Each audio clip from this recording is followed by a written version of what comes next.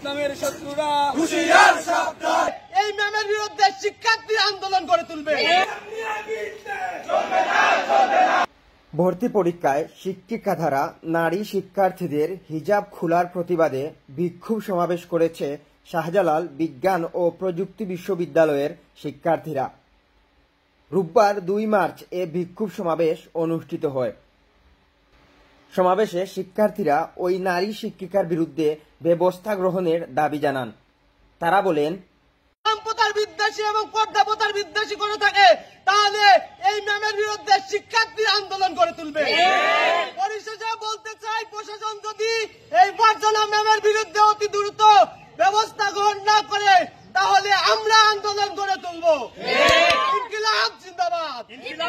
তাহলে আমরা এর থেকে বৃহৎ আন্দোলন গড়ে তুলব। জানেন যে ভেরিফিকেশনের নামে 3 ঘন্টা যাবত মানে মুখ খোলা রাখা বা হিজাব খোলা রাখা এটা কোনোভাবেই সমীচীন নয়।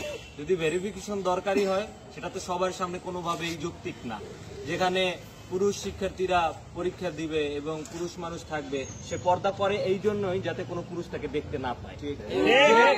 সে পুরুষদের থেকে পর্দা করে এবং পরীক্ষার হলে সবাই মিলেই কিন্তু পরীক্ষা দেয়। তার যদি ভেরিফিকেশনের দরকার হয় সেটা আমার মনে হয় যে গোপনীয়তার মাধ্যমে করা উচিত।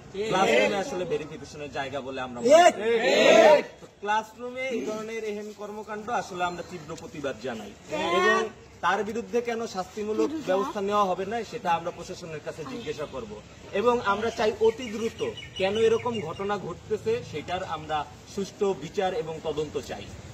এবং দেখতে পেয়েছেন ভাইরা, এর আগেও সেম ঘটনা ঘটছে। এভাবে যদি চলতে থাকে তাহলে এমন ঘটনা বৈধতা পেয়ে যাবে এবং এমন ঘটনাটাই স্বাভাবিক হয়ে যাবে এবং সেখানে মানে পর্দা করাটা হবে একটা অস্বাভাবিক বিষয়। নতুন আগস্টের পরে 5ই আগস্টের পরে আমরা যে ইনক্লুসিভ বাংলাদেশের স্বপ্ন দেখেছিলাম সেখানে আমরা সব ধরনের মানুষের অধিকার নিশ্চিত করার আমরা কথা দিয়েছিলাম।